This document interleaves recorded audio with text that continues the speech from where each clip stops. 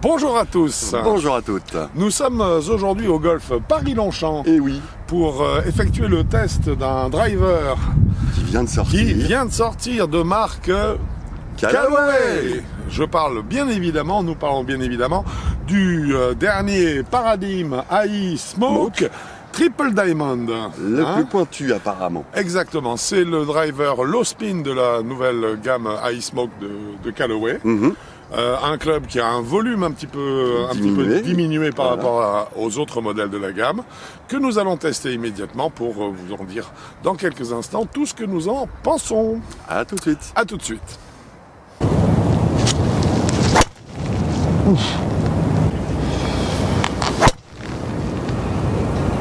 Quoique.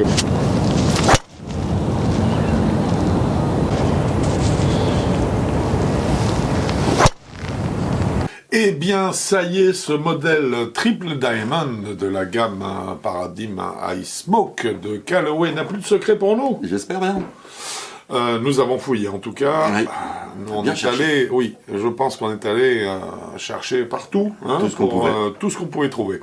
C'est un driver, donc, le Triple Diamond qui est proposé en 3 lofts différents. Un loft à 8 degrés, 9 degrés et 10,5. et 10,5 et que l'on trouve en... Droitier et gaucher. Eh oui. Youpi.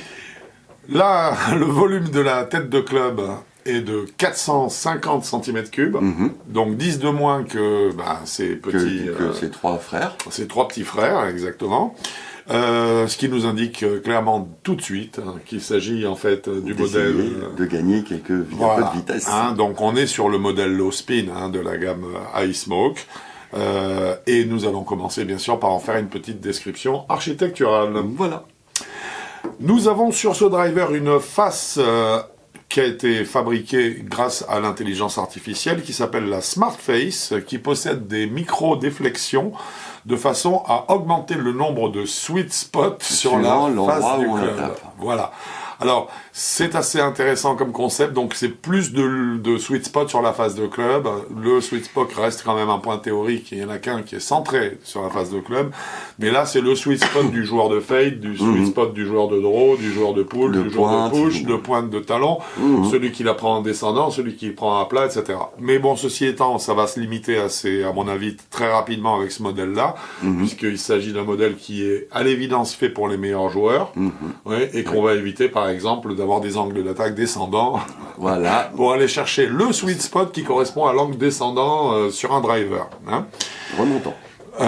Ça serait l'idéal étant bien sûr un angle d'attaque remontant. Si possible. Le châssis est un châssis, c'est le fameux châssis en carbone, forgé, c'est ce que Callaway appelle le châssis 360 degrés, effectivement, qui a été repensé sur cette mouture 2024 pour en diminuer la masse de 15%. Donc ça veut dire qu'en fait, par rapport à son prédécesseur, voilà. Il est 15%, le carbone est 15% plus léger. Nous trouvions que le carbone précédent était déjà suffisamment léger, mais c'est un autre débat. Bien sûr, ce gain de masse, ce gain de poids permet de venir disposer des masses dans d'autres endroits de la face de club et donc d'arriver à ce qu'on appelle autrement du shot shaping. Voilà. Nous avons une face dont l'orientation va de neutre à fade, c'est-à-dire que c'est une face de club qui n'est pas orientée à gauche de la cible, qui est soit square, soit légèrement orientée à droite. Alors, c'est pas une option, c'est une globalité en fait. On a une partie de la face de club qui est square, qui doit être la partie centrale, et on a par contre une légère ouverture fade, je pense, qui est plus marquée sur la pointe en fait de la face de club, de la tête de club. Nous avons également, et ça c'est assez intéressant, l'ajout en fait d'une structure de soutien interne en titane. Pour relier la face de club à l'arrière du club. À l'arrière de la tête du club. Donc ça veut dire qu'on a beau faire ce qu'on veut, de toute façon le carbone c'est pas assez rigide. Et donc même si on pense faire des châssis en carbone, on est obligé de les renforcer, de créer un soutènement en fait, une forme de soutènement. Et qu'est-ce qu'on utilise ? Du titane, évidemment. À noter également, dernier point d'ailleurs, cette structure en soutien interne en titane, on l'a dit, c'est que nous avons un poids à l'arrière, qui est de 14 14 grammes à l'arrière du club. Et nous avons un autre poids à l'avant, qui est de 2 grammes. qui est de 2 grammes. Voilà. Donc, alors pourquoi le poids en avant, en tout cas, celui en arrière, ça va augmenter la tolérance du club. Celui qui est devant, bah, ça va augmenter la puissance, en fait. Et ça va également participer à la diminution du backspin. Voilà d'un point de vue architectural. Mon cher Quentin, je te propose qu'on attaque maintenant par la qualité des matériaux. Et bah, comme tous ces grands frères ou petits frères, c'est parfait, c'est magnifique, c'est du Callaway. Il a une belle tête, il est très agréable à regarder, il n'est pas agressif du tout, il donne une petite sensation sportive. Mais tous les morceaux s'emboîtent très bien, il y a pas un petit morceau de face de club qui dépasse du châssis. Non, et puis visuellement, je trouve cosmétiquement, les couleurs sont sympas. Ils sont très bien, très agréables. Moi là-dessus, j'ai aucun problème à lui donner son point en entier concernant la qualité des matériaux. Oui, et d'un point de vue esthétique, tu disais également, ce qui était très juste, que on a l'impression que chaque tête de club est unique. Parce qu'en fait, on forge le carbone, il forge le carbone, et donc on a les pailles de carbone qui ressortent, et on suppose qu'à chaque fois qu'il y a la presse travaille, les pailles ne se présentent pas de la même façon, en fait. Pas tout à fait, je pense que ça donne un look unique à son driver.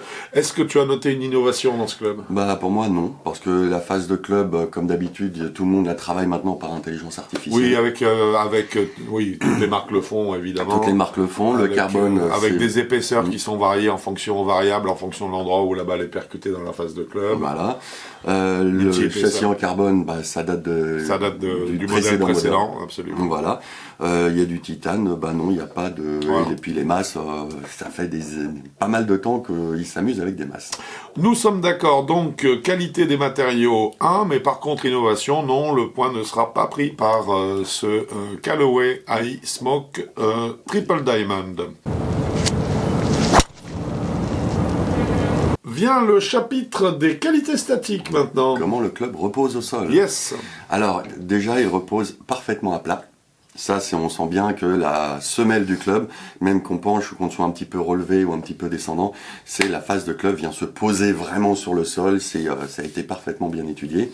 Sauf que le châssis, il est un petit peu, par rapport à la face de club, on voit que il est un peu désaxé. Voilà, légèrement désaxé vers la droite, pour un droitier, donc un peu open face. Ouais. Moi, ça me gêne un petit peu. Oui, c'est gênant. Et puis vient en plus une petite illusion d'optique. C'est sur le dessus, alors elle est moins prononcée que pour ses autres confrères, c'est qu'il y a une ligne qui s'enfuit légèrement vers l'arrière du club, et ça donne une impression, parce que là c'est qu'une impression, c'est vraiment une illusion d'optique, que la phase de club est encore plus ouverte que prévu. Absolument, oui. Alors qu'en fait c'est certainement une phase de club qui est légèrement open face, mais de 1 ou 2 degrés j'imagine. Mais par contre le châssis donne l'impression que... Par contre l'emplacement dans les pieds... On est complètement à droite, et donc ça c'est effectivement perturbant. Et comme tu dis, sinon l'emplacement par rapport au pied est parfait. Parfait, on a beau démonter et descendre le shaft, la face reste en ligne par rapport à celui-là. Donc... mais par contre, on a un petit inconfort quand on pose le club à l'adresse. Au niveau visuel, on est un peu choqué, on se dit non, là je vais la mettre à droite dans les bois. Quoi. Donc forcément, nous n'avons pas pu attribuer de points aux qualités statiques de ce driver low spin. Non, mais comme c'est très léger, on lui a attribué 1,5 point sur les deux possibles.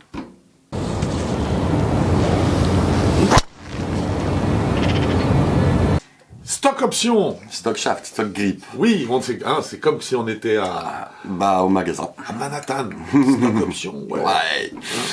Alors, comme leur site internet est pas très très bien fait là-dessus, mais au moins il y a tous les détails, j'ai compté minimum 15 shafts. Si je me suis trompé, c'est qu'il y en a plus.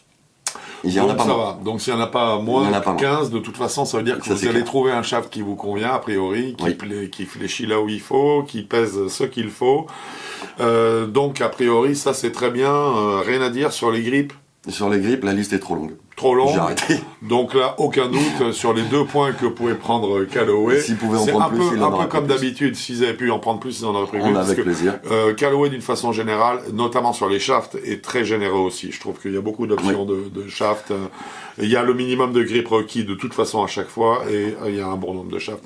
Donc là, pas de doute, 2 points sur 2 points. Forcément. Allez, on aborde une partie un petit peu plus dynamique, puisque nous allons maintenant parler de stabilité et de moment d'inertie. Oui. Alors là, je te demande pas si tu as des chiffres à nous fournir, parce que je sais que Non, tu peux pas en avoir. ça, on peut pas en avoir. Ça, il nous faudrait pas mal de machines pour ça. Oui. Donc, on est obligé de travailler sur ce qu'on a ressenti. Oui. Moi, j'ai senti, malgré les juste 10 cm3 de moins, Oui. une énorme stabilité de la face de club quand on impacte la balle en la décentrant. Donc, même si la face est un tout petit peu plus petite, je la trouve, ça. Non, ça m'a pas posé de problème Non, du je tout. suis complètement d'accord avec ça. La face, pour moi, est très très efficace dans sa stabilité. Oui. Le seul moment où j'ai senti le club vibrer, c'est quand je faisais des grosses erreurs d'impact, et que là, pour moi, c'était pas la tête de club qui vibrait, c'était vraiment le shaft qui se tordait un petit peu, Oui, c'est ça. un peu trop. C'est le shaft qui souffre. C'est le shaft qui souffre énormément, c'est normal. Donc pour moi, la stabilité, je la trouve excellente là-dessus. Écoute, moi, je l'ai trouvé que c'était une très bonne stabilité pour un low spin, avec, comme tu l'as dit, avec un volume réduit déjà. Je dirais que normalement, ce sont des clubs où vraiment c'est soit aller dans le sweet spot, soit il se passe rien. C'est du low spin. Je veux dire, ce sont des drivers exigeants qui sont réservés aux meilleurs joueurs. Là, j'ai été quand même assez étonné. Effectivement, on peut commencer à décentrer. On peut pas s'attendre à plus de tolérance que ça, je trouve, sur des drivers. Sur un driver low spin, c'est plus que ça. Mais oui, parce qu'il y a toujours en même temps sur ces drivers une recherche de vitesse, donc en fait une tête de club plus petite. Pour augmenter, pour un meilleur aérodynamisme. C'est déjà formidable sur une petite tête comme ça d'avoir une tolérance comme celle qu'on a vue. Alors attention, on parle vraiment de la tête du club, tête de club. On ne parle pas de l'équilibrage général ou d'un autre moment d'inertie dans le swing. Là, on parle uniquement du moment d'inertie de la tête du club. Donc à ce niveau-là, en tout cas, sur les 2 points que le club pouvait prendre, il a pris. Eh ben, on les a attribués. Donc 2 sur 2 au niveau de la stabilité du moment d'inertie.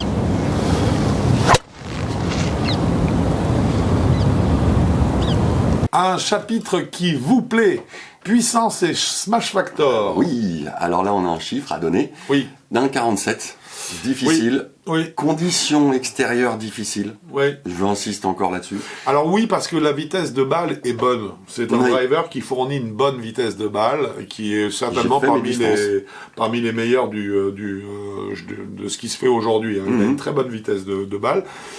Alors comme tu dis, mais c'était quand même, on l'a fait dans des conditions un petit peu particulières. Voilà, parce qu'on avait une température très basse qui durcit la balle, donc en fait on a beaucoup moins de rebond de la balle sur la face de club. On a en plus moins d'effet trampoline parce que le métal se durcit aussi légèrement. Donc en fait nous sommes arrivés à un smash factor de 1,47 qui était pas évident, mais c'est normal. Et puis je reviens sur, on a fait tous les deux nos distances normales. Oui, tout à fait. Radar. Donc c'est un club qui a une bonne puissance.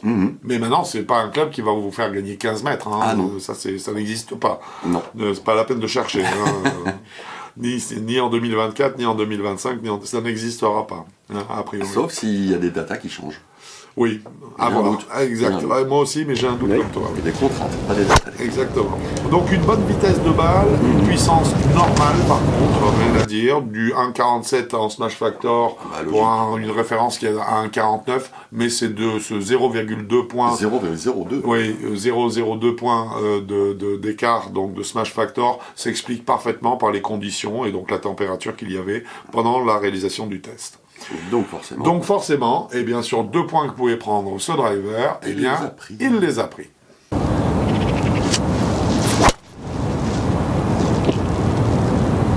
Parlons spin. Encore? Oui. Toujours. Oui. On va faire le data comme d'hab. Bah oui. Alors combien? 3000 tours, minutes en moyenne. Voilà, alors étonnant, parce que quand même... Même si nous, on est un peu grand. Alors oui, mais c'est un petit peu haut, je trouve, pour un low spin. Il faut noter, pour être totalement honnête, qu'on a eu des balles qui sont descendues à moins de 2000 tours. Il y en a eu une à 1800 tours. Il y en a une à 1008. Mais la moyenne était à 3000 tours.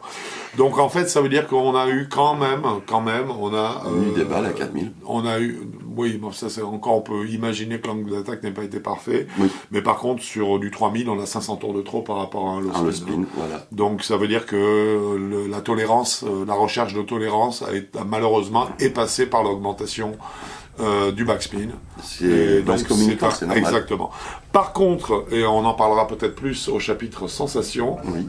on a une sensation lors du swing et lors de l'impact qui est une vraie sensation de low spin. Oui. Hein, c'est-à-dire qu'on a la sensation vraiment de percuter la balle avec la partie haute du manche. Ouais, on n'a pas du tout l'impression qu'il y ait le whip du bas du club, pas du tout, on sent que c'est en haut. Pourtant, nous avons fait le test avec un Mitsubishi Tensei Blue, qui est un club que l'on connaît très bien et qui aurait plutôt un point de flexion relativement médian. Donc la sensation était vraiment très agréable dans le sens low spin.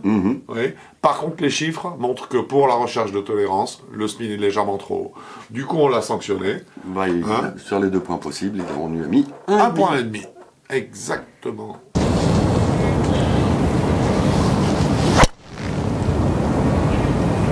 Trajectoire de balle à présent. Alors, trajectoire de balle, angle de décollage 14,8 degrés. Okay, pour un 9 degrés qu'on avait dans les mains, donc c'est normal. Oui. Et 28 mètres d'apex. Ben là, c'est parfaitement normal aussi. Ah oui, et puis les trajectoires là. Eh oui. Ah, fantastique. Là, on voit vraiment la balle partir. Ah oui. Elle part pas, là, il peut y avoir du vent contre. Hein. Là, oui. Non, là, il peut y avoir du vent contre, c'est pas un souci. Hein. On n'a pas du tout peur d'avoir une balle qui vient s'appuyer sur le vent et qui va ralentir et qui ne fera pas la distance. Là, c'est très, très, très perforant. Ça, c'est très réussi. Très belle trajectoire de balle. Nous verrons au chapitre sensation que le problème n'a pas été la qualité de trajectoire de balle, mais c'était leur répétition. Hein, et là-dessus, on aura pas mal de choses à dire concernant ce Triple Diamond. Par contre, au niveau donc des trajectoires, des trajectoires, tout simplement, il n'y a aucun doute sur les 2 points qu'ils pouvaient prendre. Le club les a pris.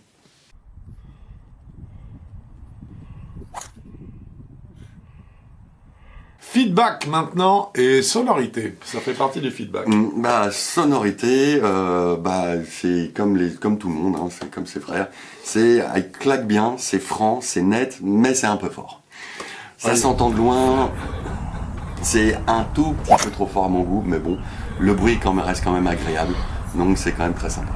Oui, ça claque très fort, même si on l'a pas bien prise, on a l'impression qu'on l'a mise en miettes. Hein. Oui. Hein, donc c'est comme pour les autres, c'est flatteur. C'est très valorisant, très flatteur. Valorisant. C'est bon pour l'ego. Voilà. Et au golf, on en a besoin, de se faire un petit peu remonter le moral au niveau de l'ego de temps en temps, parce que c'est un sport cruel, comme tout le monde le sait. Donc sonorité, on l'a dit, oui, très bonne. Elle est agréable en soi. Oui. C'est une bonne sonorité, mais elle est un peu trop généreuse, quoi. Hein. Voilà. Faut être clair, tout simplement.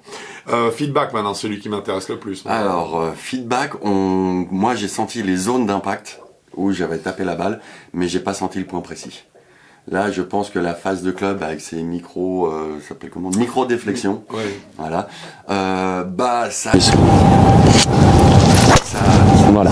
un peu les sensations. Et là, je pense que comme la tête est plus petite, il y a un petit peu moins de toutes ces micro-déflexions. Donc, on ressent un petit peu. Forcément. Là, on ressent un petit peu où on la tape, mais on sent une grosse zone. On sait quand c'est le talon, centré, la pointe, mais c'est pas hyper précis. Non, comme on mais c'est aimerait pas mal. l'avoir. Tu as raison que c'est pas mal compartimenté. Voilà. On sait dans quel compartiment de la phase de club on l'a prise, quoi. Oui. Ça, c'est assez clair. Ouais. Hein, par contre, j'aurais tendance à te retrouver beaucoup, à te rejoindre en tout cas là-dessus. Je trouve que le retour d'information est pas parfait.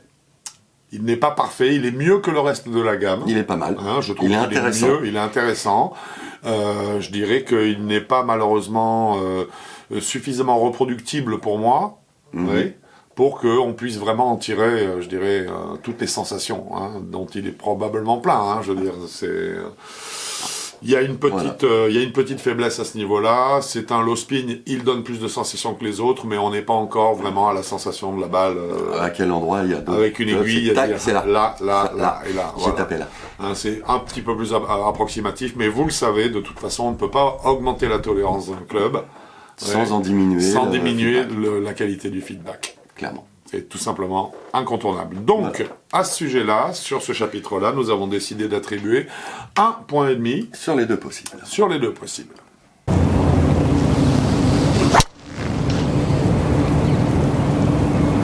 Un chapitre qui nous plaît cette fois. C'est le nôtre. Hein, c'est celui des sensations. Oui. Allez, ouvre le bal, tu as l'honneur. Ah, c'est gentil. Alors, au niveau sensation, déjà, c'est un club qui est facile à utiliser. Ah oui. Oui, ça, il est facile à mettre en mouvement, il est assez agréable, il tourne bien autour du corps, sauf que, il lui manque du poids. On l'a pesé, il a 193,8 grammes, il est largement en dessous des 200 grammes. Normalement, voire même un tout petit peu plus, 205, 204, 202, voilà. Mais la norme c'est 200 grammes. Normalement c'est 200 grammes. Là on sent vraiment que le club va, comme tous les autres, tous ses confrères, ne va pas nous aider dans notre swing pour essayer de stabiliser. Il y a toujours besoin d'une certaine masse pour qu'on ait besoin de guider, qu'on envoie dans une direction. Là, il n'y a pas. Donc on se dit que je peux faire tout ce que je veux dans mon swing, le club va suivre. Donc je peux faire n'importe quoi. N'importe quoi, et là ça part pas. Et là non, c'est pour ça qu'on a beaucoup de mal à répéter tout le temps le même swing, puisqu'on n'a pas d'aide. Et puis on a vraiment cette sensation de légèreté en bout, qui, elle n'est pas désagréable, mais elle nous empêche de stabiliser un swing normal qu'on pourrait reproduire à volonté. Pour justement reproduire tout le temps les mêmes trajectoires ou en changer un petit peu. Donc on s'est retrouvé avec non seulement des balles qui partaient magnifiques, qui avaient des effets, mais on va dire, pour moi, c'était une fois sur deux, c'était pas l'effet que je voulais faire. Et il est trop vif. En fait, il est trop vif. Voilà, je voulais faire 2 draws d'affilée, non. 2 fades d'affilée, non plus. Donc c'est un petit peu dommage. Que ce club-là, qui est quand même assez sympa à manipuler, puisque c'est toi qui l'as dit, qu'il est un peu plus civilisé que ses prédécesseurs, qui étaient moins faciles à jouer. Parce que je me souviens, c'était l'épique, je crois qu'il était en Diamond aussi. C'était alors là, c'était pile ou face, quoi. On savait pas du tout où est-ce qu'on allait la mettre. Là, on a un club qui est plus civilisé, mais qui reste quand même super délicat, quoi. Trop léger. Parce que trop léger, moi, je ressens la même chose que toi. C'est-à-dire qu'il y a un manque de masse. Tu l'as dit, ça se résume très bien. Il manque 10 grammes, il manque pratiquement 10 grammes, quoi. Il manque 7, 8 grammes, 9 6 grammes, 2. Voilà, bon. Donc 7 grammes, ça paraît 6 grammes, 7 grammes, mais non, mais c'est énorme. Et en fait, c'est 6 grammes qui sont au bout du club. Puisque ça concerne des joueurs qui font très attention à leur poids de shaft et tout, ça en revient, en gros, à passer, en fait, d'un Dynamic Gold 120 à un Dynamic Gold original à 130. C'est pas la même canne, Non. Tu prends moi, j'en ai fait l'expérience sur les miennes, ça n'a rien à voir. Il y en a un qui devient un club facile à jouer, loisir, et l'autre c'est un club de compétition. Voilà. Donc là, on a un manque de masse, et ce manque de masse-là, il nous amène notamment à faire et moi j'en reviens toujours à ça, notamment à faire des fautes d'angle d'attaque, parce qu'en fait la masse nous incite à venir très directement vers la balle au retour du club, et ça par définition, ça crée des chandelles, ça crée des coups à droite, ça crée des horreurs. Il est plus civilisé que le précédent Triple Diamond, c'est sûr, mais par contre, il est encore, je dirais, ça n'est pas un driver, moi en tout cas personnellement, qui me met en confiance. Ça, je ne pas avec quand ça. je le pose par terre, oui. Parce qu'il est beau, il est magnifique et tout, on se dit, puis dès qu'on le swing la première fois, on se dit, tiens, il y a quelque chose, et puis dès qu'on le swing la deuxième fois, on se dit, c'est bizarre. Et puis pourquoi est-ce que j'ai eu l'impression d'avoir fait 2 fois le même swing et j'ai pas du tout le même, la même trajectoire de balle. C'est ça qui est désagréable. Fort de ça, nous avons décidé d'attribuer 2 points sur les 4 possibles à ce Ice Smoke Triple Diamond. Triple Diamond, exactement. Mon cher Quentin, si je ne m'abuse, tout ça additionné, ça doit nous donner une note de 15,5 sur 20. 15,5. Très bien. Et également, maintenant on peut en parler, on a une gamme. Forcément, comme il est touchy, c'est les 0,9 et encore, on aimerait bien mettre presque une sous-gamme là-dessus. Si, c'est exactement ce que j'aller dire. C'est-à-dire qu'en fait, moi je pense que c'est un club qui est fait pour les joueurs qui sont 5 et en dessous. Voilà. Sans imaginer que leur 5 d'index, ou leur 2 d'index, ou leur scratch, les amènera à être une machine avec ce driver. Ça veut dire que ce sont des joueurs qui aiment manipuler la balle, parce que c'est un club qui imprime très bien les effets latéraux volontaires, ça il n'y a pas de doute, malgré sa tolérance. Mais par contre, ne vous attendez pas à jouer mécanique. Même les très très bons joueurs, mécanique avec, ça n'est pas ça, il faut prendre un autre modèle. Là, c'est vraiment pour ceux qui sont des artistes et qui ont envie de faire des balles à effet un petit peu dans tous les sens. Le prix maintenant 649 €. Eh ben voilà, je crois qu'on a tout dit. Eh oui, République. Eh bien oui, ce qui sera certainement un prix qui descendra très rapidement sur Comme souvent. Comme souvent dans les semaines qui viennent. Oui. Mon cher Quentin, ce test est terminé. Hein, donc Oui. nous nous retrouvons bien sûr sur un parcours de golf très rapidement. Ah, dès qu'il fait beau et chaud, ouais. Voilà, donc on se revoit bientôt sur Avis Golf. Bon golf à vous. Au revoir.